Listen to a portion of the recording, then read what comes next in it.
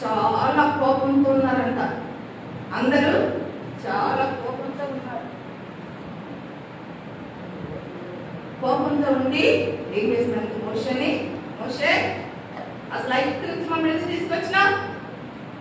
ఈ అరణ్యంలో నీళ్లు లేవు, పోనీ ఇక్కడ నీళ్ళు త్రాగుదామంటే చేదు నీళ్లు, మేము ఏమైపోవాలనుకుంటున్నావు అనేసి మోషే మీద బాగా సణిగారంట. మన లెసన్ పేరు ఏంటంటే ప్రజలు సణుగుట. ఎన్నో లెసన్ ఇది? 5వ లెసన్. లెసన్ పేరు ఏంటి? ప్రజలు సణుగుట. ఎన్నో లెసన్? లెసన్ పేరు ఏంటి? ఎవరు సణిగారని చూద్దాం. మోషే మీద సణిగారంట నీళ్ళు చేద్దాం ఉంటే. అప్పుడు మోషే ఏం చేశాడో తెలుసా? మోషేకి తెలిసింది ఒకటే, యేసయ్య పాదాలకు వెళ్ళాడంట. యేసయ్య, ఈ నీళ్ళు చేదుగా ఉన్నాయ్యా, నిజమే చేదుగా ఉన్న నీళ్ళు తాగలరా? తాగలేరయ్యా. అయ్యా, చిన్న బిడ్డలు కూడా ఉన్నారయ్యా, ప్రజలు తప్పిగా ఉన్నారయ్యా, అలసిపోయారయ్యా. అయ్యా, ఈ నీళ్ళని, చేదు నీళ్ళని మధురంగా మార్చవయ్యా అనేసి మోషే, బాబు పిక్చర్ చూడించడు అంటే దేవుడు ఒక మాట చెప్పాడంట మోషేకి. మోషే, నువ్వు ప్రార్థన చేశావు కదా, నీకు జవాబు ఇస్తున్నాను. ఏంటంటే, నీకు ఎదురుగా ఒక చెట్టు ఉంది కదా, ఆ చెట్టుని తీసుకునేది నువ్వు ఆ నీళ్లలో పడే.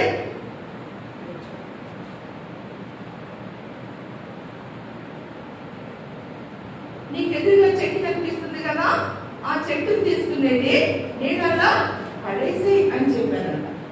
మరి మోషే చేతిలో ఏముంది? ఇప్పుడు కాదు, అంత మోషే చేతిలో ఏమి ఇచ్చి పంపించాడు? 5. మరి ఆ కథనే వేయని చెప్పొచ్చు కదా. దేవుడు చెట్టునే వేయమని చెప్పాడు కదా. ఈ చెట్టు దేవుని సాదృశ్యం అంటే యేసు ప్రభువారి సిలువకి, యేసు ప్రభువారికి సాదృశ్యంగా ఉంది. అక్కడ చేదు నీళ్లు చెట్టు వేసిన వెంటనే చెట్టు నీళ్ళలో వేసేసాడు. వెంటనే ఆలస్యముడు కాలేదంట. అప్పుడు చెప్పాడు ప్రజలకి, ఇప్పుడు తాగండి నీళ్ళు, ఇప్పుడు తాగండి, చూద్దాం ఎలా ఉంది చూద్దామని చెప్పేసరికి అందరు మళ్ళీ నీళ్ళు తాగుతా ఉన్నారు.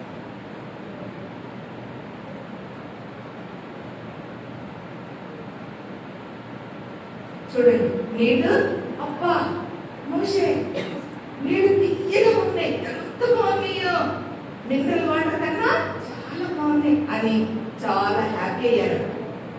చాలా హ్యాపీ అయ్యారు. మళ్ళీ అక్కడి నుంచి ఏమి దగ్గరికి వచ్చారు గుర్తుపెట్టుకోండి. ఎర్ర సముద్రం దాటిన తర్వాత షూరు అరణ్యం తర్వాత మారా ప్లేస్కి, మారా నుంచి ఏలి దగ్గరికి వచ్చారు. ఏలి దగ్గర 12 నీటి బుగ్గలు, 70 ఈత చెట్లు ఉన్నాయి. అక్కడ ఈత చెట్ల కింద హాయిగా కూర్చున్నారు, పాడుకున్నారు, తిన్నారు హాయిగా. ఆ నీళ్లు బాగా తాగారు. తాగిన తర్వాత మళ్ళీ వాళ్ళు ఏం చేశారంటే సీను అరణ్యంలోకి వచ్చారు. ఎక్కడికి వచ్చారు? సీను అరణ్యంలోనికి వచ్చారు. వచ్చిన తర్వాత మళ్ళీ సడుగుతున్నారంట. అక్కడ షూరు అరణ్యంలో దేనికోసం సడిగారు? సీను అరణ్యం, షూరు అరణ్యంలో దేనికోసం సడిగారు? ఏ నీళ్లు? నీళ్లు చేదుగా ఉంటే సడిగారు, గొడిగారు. ఈ చేతులు మేము ఎలా తాగాలన్నారు. అప్పుడు దేవుడు నీళ్ళని, చేతిని మధురంగా మార్చాడు కదా. మళ్ళీ ఇప్పుడు ఏలి దగ్గరికి వచ్చారు. మారా నుంచి ఏలి దగ్గరికి వచ్చారు. అక్కడ నీటి బొక్కలు ఉన్నాయి, నీటి పూటలు ఉన్నాయి, తర్వాత ఈత చెట్లు ఉన్నాయి, హాయిగా ఉంది. మళ్ళీ తర్వాత మళ్ళీ అక్కడి నుంచి ప్రయాణం చేసి పగలు మేఘ స్తంభము, రాత్రి అగ్ని స్తంభము నడుచుకుంటూ సీను అరణ్యంలోకి వచ్చారు. వచ్చిన తర్వాత మళ్ళా అక్కడ సడుగుతున్నారంట, ఏడుస్తున్నారు. ఏంటయ్యా, ఏం కావాలి నీకంటే? అయ్యా, మాకు నీళ్ళు ఉన్నాయి కానీ మాకు మాంసం లేదు, ఆహారం లేదు. మాకు మాంసం లేదు, ఆహారం లేదు. మళ్ళా ఇగో చూడండి, మళ్ళా వీళ్ళకు కోపం వచ్చిందంట. వచ్చి మోషే మీద చూడండి ఎంత సీరియస్ చూస్తున్నారు. చూడండి కోపం చూస్తున్నారా, మంచి చూస్తున్నారా కదా? మొహం అంత సీరియస్ గా ఉంది, చాలా కోపంతో ఉన్నారు అందరు. ఉండి మోషన్ అడుగుతారు, మాకు మాంసం లేదు ఆహారం. ఐగుప్తులో ఉన్నప్పుడు మేము కుండల మీద కూర్చుని మాంసాలు వండుకుని బాగా తిన్నాం.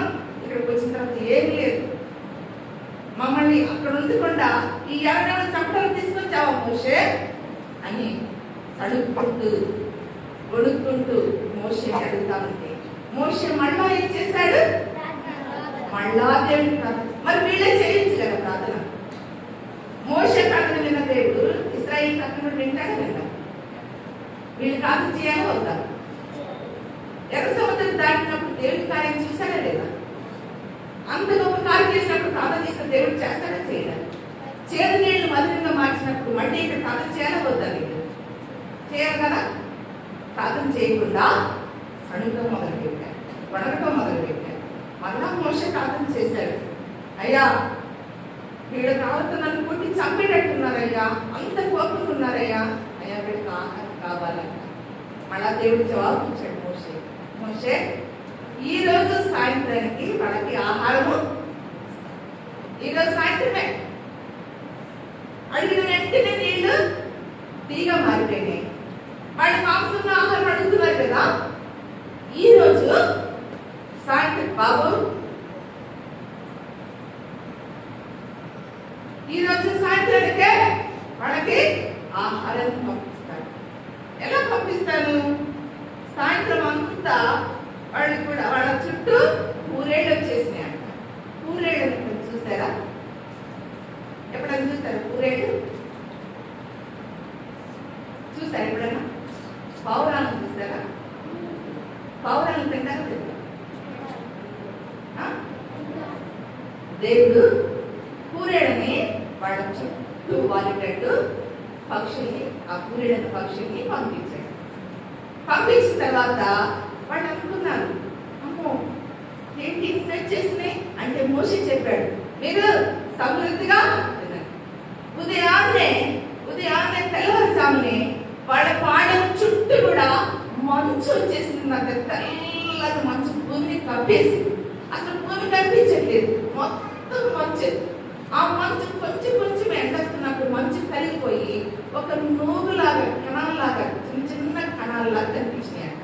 అప్పుడు ఇశ్రాయేలు అనుకున్నారంట, ఇది మన పని అయిపోయింది, మనకి ఆహారం ఏం దొరకదు. అప్పుడు మోషే చెప్పాడు, అయ్యా దేవదూతలు పూజించే ఆహారము దేవుడు నీకు ఇచ్చాడు, ఇది ఆహారమే, పోగు చేసుకుని తినండి. మీరందరూ కూడా ఈ ఆహారాన్ని పోగు చేసుకుని తిన్నారు. అందరూ వెళ్ళారంట పాడంలో.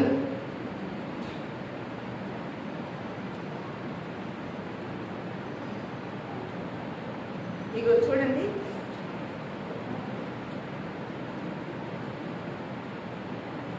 అందరూ వెళ్ళారంట పాడంలోకి. వెళ్ళేసి వాళ్ళు ఏం చేస్తున్నారంటే దాన్నంతటిని కూడా పోగు చేసుకుంటున్నారు.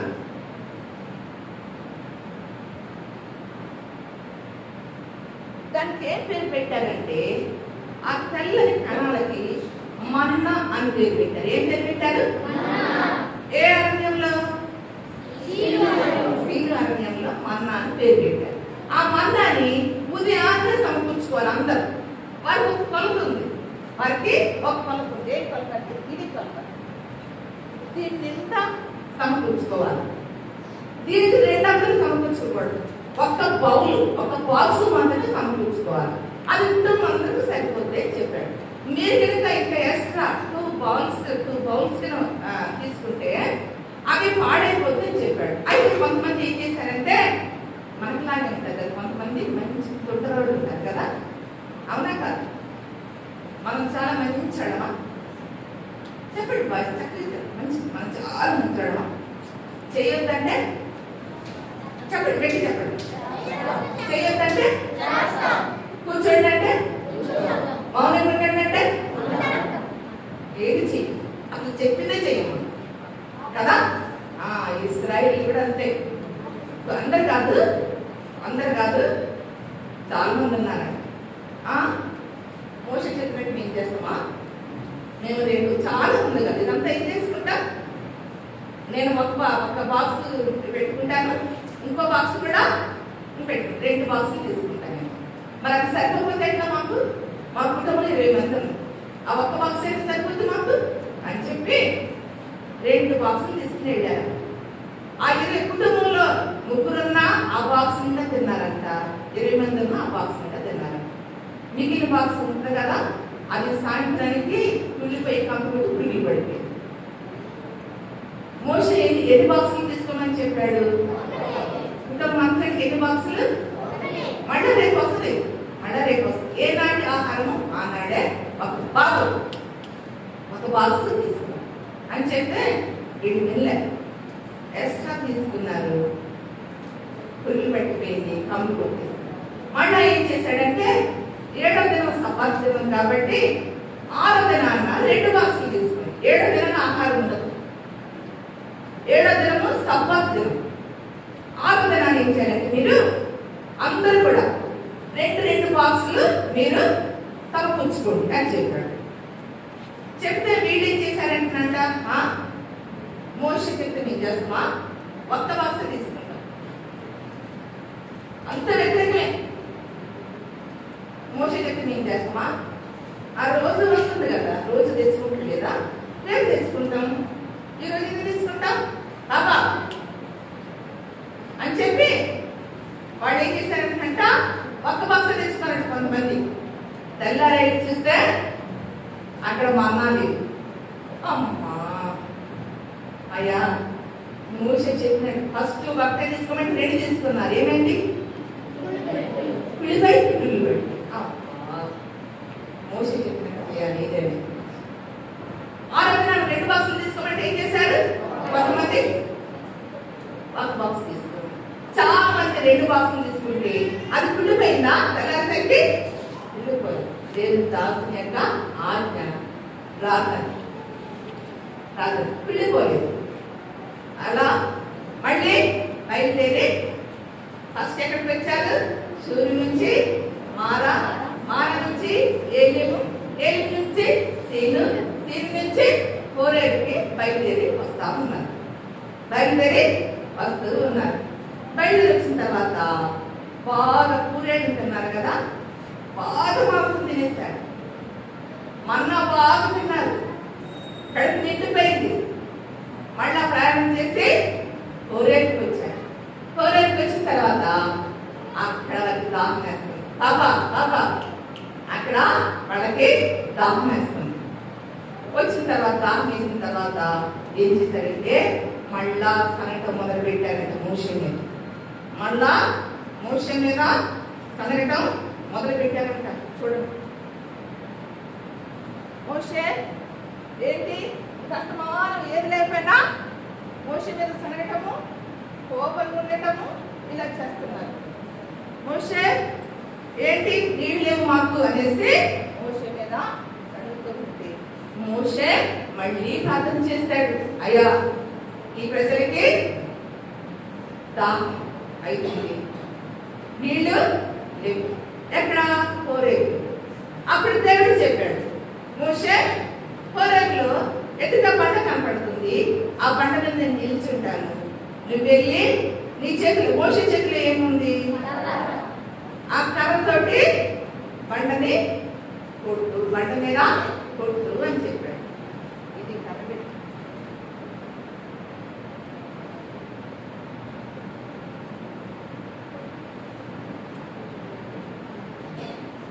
కర్రతోటి బండని కొట్టు అని చెప్పాడు. అప్పుడు మోషే ఏం చేశాడంటే ఇశ్రాయేలు పెద్దల్లో కొంతమంది తీసుకుని వెళ్ళి ఆ బండ దగ్గరికి వెళ్ళి బండ మీద కొట్టాడు. బాబు వినండి అయ్యా, ఇవి బయట సంవత్సరం ఒకసారి మీకు తీరేస్తాయి, బయట ఎక్కడా దొరకదు.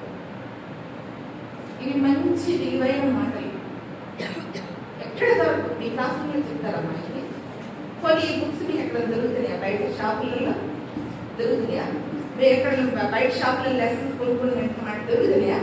ఎక్కడ దొరకదు. దేవుడు మమ్మల్ని ప్రేమించాడు.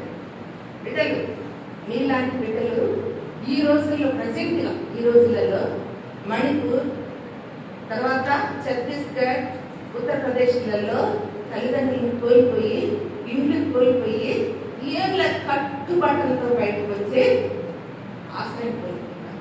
కనీసం 3 పూటలు తినడానికి భోజనం కూడా లేదు. మనకైతే దేవుడు మనకి ఈ మధ్య యుద్ధాలు జరిగినాయి కదా, ఆ యుద్ధాల్లో కూడా చాలా మంది కోల్పోయారు. మనకైతే దేవుడు అన్ని క్షేమం ఇచ్చి, సుఖాన్ని ఇచ్చి, మిమ్మల్ని తీసుకుని వచ్చి తినటం ఆయన అంటే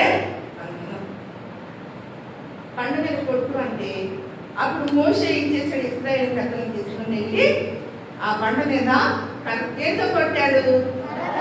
దేంతో కొట్టాడు? కొట్టేసరికి బండల నుంచి ఏమిచ్చి తెలుసా? చూడండి,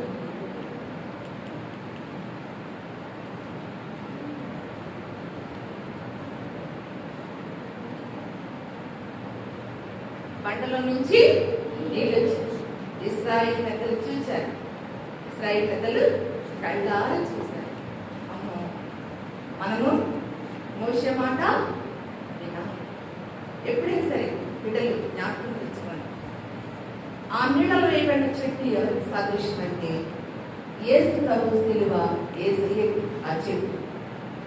దేవుడు మన చేదైన జీవితాన్ని, మన కన్నీరు, మన దుఃఖము, మన బాధ, మన అనారోగ్యం, మన ఇరుకు, చదవలేని స్థితి, మనకి ఏదైనా కావచ్చు, ఏ సమస్య కావచ్చు, చిన్న బిడ్డ మీ ఇంట్లో ఏ సమస్య కావచ్చు. కొంతమంది నేను టీవీఎస్కి వెళ్ళినప్పుడు నాకు చాలా బాగా అనిపిస్తుంది. ఏం చెప్తారంటే, మేము ఉన్నప్పుడు ఆంటీ మా డాడీ ఒక ఇంట్లో పరిస్థితిలో ఉన్నారంటే, మా మమ్మీ కూలి పని చేసుకొని మమ్మల్ని చదివిస్తున్నారంటే, నేను మా తమ్ముడంటే బాగా చదవమంటుంది, మా మమ్మీ ఒక్కనే కూలి పని చేయాలా, మా డాడీ చాలా భయంకర స్థితిలో ఉన్నాడంటే, మా కోసం దయచు అంటే మా పేరు రాసుకోరా, ప్రార్థన చేయండి. నేను చెప్తాను, అమ్మ మీరు కూడా ప్రార్థన చేయండి. మళ్ళా మేము మీ దగ్గరికి వచ్చినప్పుడు సంతోషకరమైన వార్త వింటారు. మీ కుటుంబంలో దేవుడు గొప్ప కార్యం చేస్తాడు. బిడ్డలు మీరు కూడా అదే చెప్తారు. ఒకవేళ మీ కుటుంబంలో ఏదైనా చేయకుండా, మీ డాడీ వల్లనే కానీ, మమ్మీ వల్లనే కానీ, లేకపోతే అనారోగ్యమే కానీ, లేదా ఆర్థిక ఇబ్బందులే కానీ, లేకపోతే వ్యవసాయంలో నష్టమే కానీ, లేకపోతే వ్యాపారంలో నష్టమే కానీ, లేకపోతే చదువులో కానీ, దేంట్లోనే కాకుండా బిడ్డలు ఎవరిని ఆశ్రయించడు, ఎవరికి చెప్పుకున్నక్కర్లేదు. దేవుడు మనకి ఏమి ఇచ్చాడు తెలుసా? పరిశుద్ధ గ్రంథాన్ని ఇచ్చాడు. ఈరోజు ఎంతమంది బైబిల్ చదివారు? అబద్ధం చేద్దారు, మీకు చేతులు ఎక్కడ బాధలేదు, కానీ ఆ దేవుని మందిరంలో అబద్ధం మాత్రం చేతులు వస్తలేదు. ఎంతమంది బైబిల్ చదివారు? చదివాడు మాత్రమే అంటున్నాము, మీకు కష్టం ఏం లేదు. చదివాము అన్నాడు యథార్థం మాత్రమే చేశారు. ఎంతమంది ప్రార్థన చేస్తున్నారు? ఎంతమంది ప్రార్థన చేతులు తెచ్చారు? ఎంతమంది దగ్గర బైబిల్ ఉన్నాయి? ఎంతమంది దగ్గర బైబిల్ చేతులు తెచ్చారు? మరి సార్వజనికులు వాళ్ళు, సండే స్కూల్ లాంటి వాళ్ళు, మమ్మీ డాడీ వాళ్ళు ప్రార్థన చేసుకోవద్దు, బైబిల్ చదువుకోవద్దు అని చెప్పారా? మరి మనం ఏం చేయాలి? మోషే ఏం చేశాడు? మోషే ఏం చేశాడు? గట్టి చెప్పండియా. ఎవరి పక్షాన? ఇశ్రాయేలు పక్షాన మోషే ప్రార్థన చేస్తే, దేవుడు మోషే ప్రార్థన విన్నాడా లేదా? అన్నిటికీ జవాబు ఇచ్చాడా లేదా? చేతికి మార్చాడా లేదా? ఆహారం మాంసం కావాలంటే కూరేడు మన్నా ఇచ్చాడా లేదా? దేవుడు గట్టి చెప్పండి అయ్యా. నీళ్ళు కావాలంటే బంట నుంచి నీళ్ళు వచ్చినా లేదా? మరి మనం కూడా మోషే దగ్గర ప్రార్థన చేయడానికి ఈ రోజు తీర్మానం చేసుకుంటారా బిడ్డలు? ఒక్క ప్రార్థన, దేవుడు ఏం అడగండి. మనం చెప్పాను కదా, నేను దేవుడు మన కోసం సిలువలో ప్రాణం పెడితే, ఆయన ప్రాణాన్ని బలిగా పెడితే 9 గంటల సేపు సిలువలో వేలాడి, ఆయన రక్తం అంతా చిందించి, ఆయన ప్రాణాన్ని బలిగా పెట్టి, ఒక్క గ్లాసు ఇశ్రాయేలీయులు దాహం అంటే దేవుడు పంట వచ్చి నీళ్ళు ఇస్తే, ఆ దేవునికి ఒక్క గ్లాసు నీళ్ళు ఇవ్వలేకపోయారు, చేతి చిరకాన్ని ఇచ్చారు. దేవుడు అడుగుతున్నాడు, బిడ్డ నీ చేదైన జీవితం నాకు ఇవ్వు, నాకు చెప్పు, నీ చేదైన జీవితాన్ని మధురంగా మారుస్తా. తప్పకుండా ఈరోజు మనం నేర్చుకునే అంశం ఏంటంటే, పరిస్థితి ఏదైనా కాదు, బిడ్డలు ప్రార్థన మాత్రం తప్పకుండా చేయండి. ప్రతిరోజు చేయండి ప్రార్థన. ఒకవేళ మీ మమ్మీ డాడీ వాళ్ళు చేస్తున్నా చేసుకోకపోయినా, మీరు కుటుంబ ప్రార్థన పెట్టుకుంటే మంచిది, పెట్టుకోకపోయినా మీరు ఈ దినం నుంచి ప్రతి విషయం కోసం ప్రార్థన చేయండి. దేవుడు మీ కుటుంబాలు, మీ ఒక్కరికే కాదు, మీ కుటుంబాలు చాలా అద్భుతం చేస్తాడు. దేవుడు మీకు చూస్తాడు, మీ సేవకి చెప్తారు. అంకుల్, నేను మా సండే స్కూల్ ప్రేయర్ సాక్ష్యం చెప్పిస్తుంటాను. నాయన చెప్పండి, ఆ సాక్ష్యం చెప్పండి అంటే వాడు సాక్ష్యం చెప్తారు. 5th క్లాస్ 4th క్లాస్ పిల్లలు సాక్ష్యం చెప్తారు. మా సండే స్కూల్ పిల్లలు వాళ్ళు చెప్తారు, ఆంటీ నాకు ఇట్లయితే ఇట్లయింది ఆంటీ,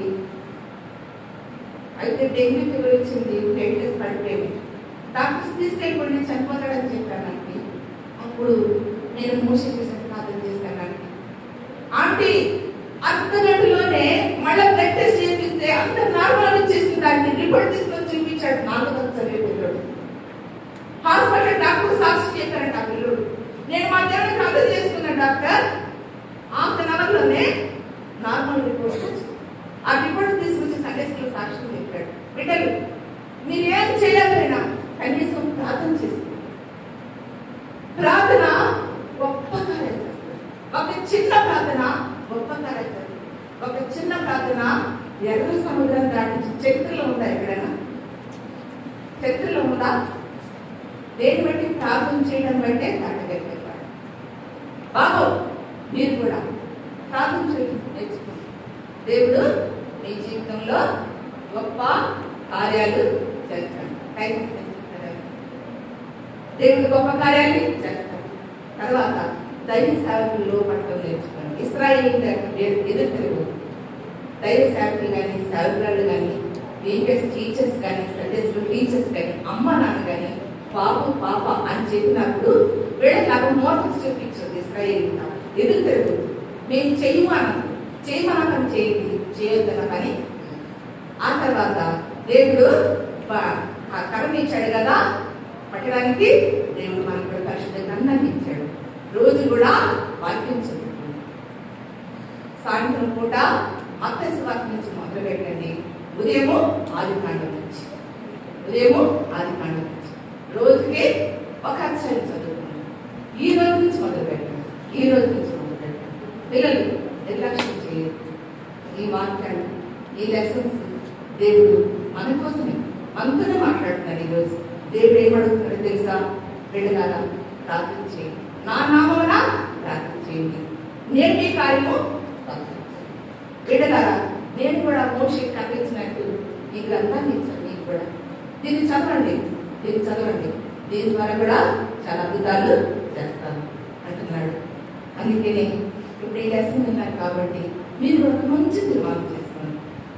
ఆషామాషికి దేవుడు మందిరానికి రావద్దు. కూర్చుని ఏదో నమ్మకం ఉండొద్దు. ఒక లెసన్ లో ఒక చిన్న మంచి మాట నేర్చుకోండి. ఆంటీ వాళ్ళు, అంకుల్ వాళ్ళు ఎంతో ప్రయాసం. దీనికి చాలా ఖర్చు ఉంటుంది. బీపీఎస్కి లక్షలైతే ఖర్చు.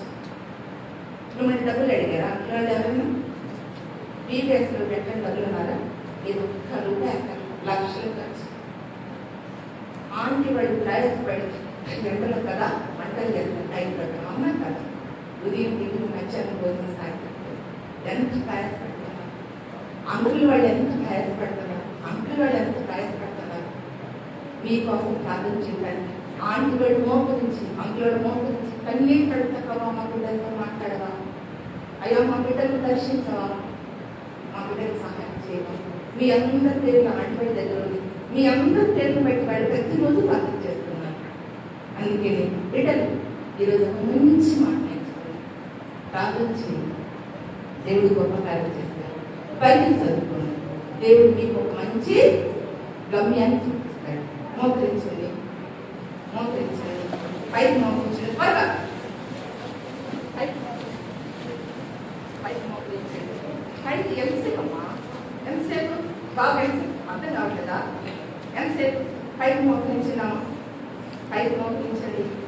మీరు కళ్ళు తెరిస్తే నేను కనపడతా, మీరు కళ్ళు మూసుకుంటే ఏసై కనపడతా. మీరు కళ్ళు ఎవరికి తెలుస్తారో వాళ్ళకి నేను కనపడతాను, మీరు కళ్ళు ఎవరితో మూసుకుంటారో వాళ్ళకి ఏసై కనపడతాను. అందుకే నీ కళ్ళు మూసుకోండి. బాబు బాబా యథార్థం చూసుకోండి. దేవా ఇద్దరు నేను ప్రార్థన చేసుకోలేదు, బైబిల్ చదువుకోలేదు, ఇశ్రాయేలు తిరుగుబాటుని మూర్ఖత చూపించానయ్యా, నన్ను క్షమించు ప్రభా. ఈ లెసన్ ద్వారా నేను నుంచి రోజు ప్రార్థన చేసుకుంటా, ఉదయం సాయంత్రం రోజు బైబిల్ చదువుకుంటా. నేను దైవసేవకులకి సేవకులకి అలాంటి వాటికి మమ్మీ డాడీకి లోపడతా.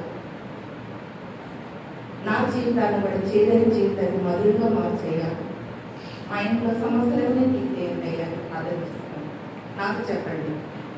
సర్వశక్తి దేవా, మీ పాదపంలో ఇశ్రాయేలు వలె మేము కూడా మాటికి మా తల్లిదండ్రుల మీద ఎదురు తిరుగుతూ వచ్చాము, విరోధంగా మాట్లాడుతూ వచ్చాము.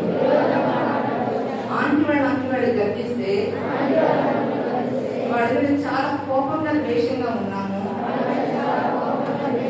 మమ్మల్ని క్షమించండి అయ్యా, మీ రక్తంలో మమ్మల్ని కడగండి అయ్యా, మమ్మల్ని పవిత్రపరచండి అయ్యా. ప్రభా మాకు ప్రార్థన చేయడం నేర్పించు, నేను నుంచి ప్రార్థన చేసుకుంటాము. మా చెడ్డ జీవితాన్ని మధురంగా మార్చండి అయ్యా. మాకు పరిశుద్ధ గ్రంథాన్ని ఇచ్చారు, ఆ గ్రంథాన్ని ప్రతిరోజు చదువుకుంటామయ్యా.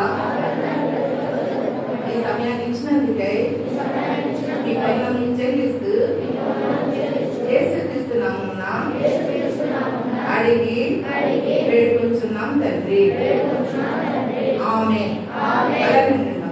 ఈ రోజు నుంచి నేను నిజంగా అంటే బైబిల్ చదువుకుంటాను, ప్రార్థన చేసుకుంటాను. అన్న చేయగలుగుతాము. బాబు గాడ్ బ్లెస్ యు నాయనా, గాడ్ బ్లెస్ యు. దేవుడు మీ తీర్మానాన్ని స్థిరపరచుగాక. ఎవరు ప్రార్థన చేయాలంటే ఎవరైతే రక్షణ మార్గం పొందుతారో వాళ్ళు కాదు, అందరూ చేయొచ్చు ప్రార్థన. కానీ అంతకన్నా ముఖ్యం కావాల్సింది దేవుడు రక్షణ మార్గం అడుగుతున్నాడు.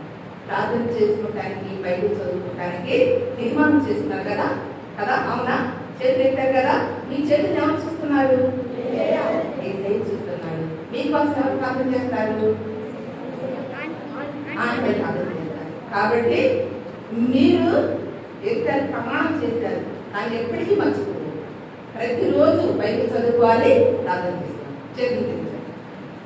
ఆంటీ ఇక నుంచి నేను సడగను, అబద్ధాలు ఆడను, మోసాలు చేయను, టీవీలో సినిమాలు చూడను, పిచ్చి అన్ని చేయను, నేను ఏసై బిడ్డగా ఉంటాను, రక్షణ పొందుతాను అన్నవాడు చేయొద్దండి. నిజంగా తీర్మానం చేసుకుంటున్నారా? రక్షణ పొందాలని తీర్మానం చేసుకుంటున్నారా? నేను ఏసై రక్తంతో కడగబడాలా అన్నవాడిని తీర్మానం చేసుకుంటారా? నిజమేనా? నిజమేనా? ఓకే. ఆంటీ పడి చూస్తున్నారు కాబట్టి రూమ్లోకి వెళ్ళిన తర్వాత ఆంటీ పడి అంటున్నారమ్మా. సరే అట్లా మోపించండి. ఆంటీ పడి ప్రార్థన చేస్తారు. ఈ కంఠ వాక్యము బుక్లో కంఠ వాక్యం ఉంది కదా, దీంట్లో తీసుకున్నానా లేకపోతే దీంట్లోదేనా? దీంట్లో ఏమున్నది? యోహాను సువార్త 6:37. యేసు వారితో ఇట్లా నేను చెప్పండి. యేసు వారితో ఇట్లా నేను జీవాహారం నేనే, నా ఎదుకు వచ్చేవాడు ఏ మాత్రం ఆకలి కొనను, ఆకలి కొనడు, నా యందు విశ్వాసం ఉంచువాడు ఎప్పుడు తప్పికొనడు. యోహాను సువార్త 6:35 ఇది మీకు ఆంటపడి గుంటూ నేర్పిస్తారు. ఎవరి నుంచి ప్రార్థన చేయండి.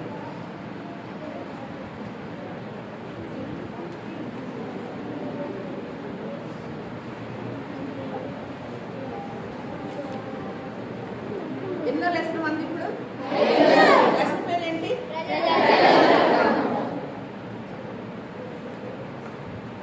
మోకాళ్ళ మీద ఉండండి, కళ్ళు మూసుకోండి, చేతులు జోడించండి, కళ్ళు మూసుకోండి, ప్రార్థన చేయండి. ప్రేమగల పాపంలో తండ్రి, పరిశుద్ధులైన దేవా, యేసు ప్రభు నామమును బట్టి వందనాలు స్తోత్రాలు చెల్లిస్తున్నాం తండ్రి.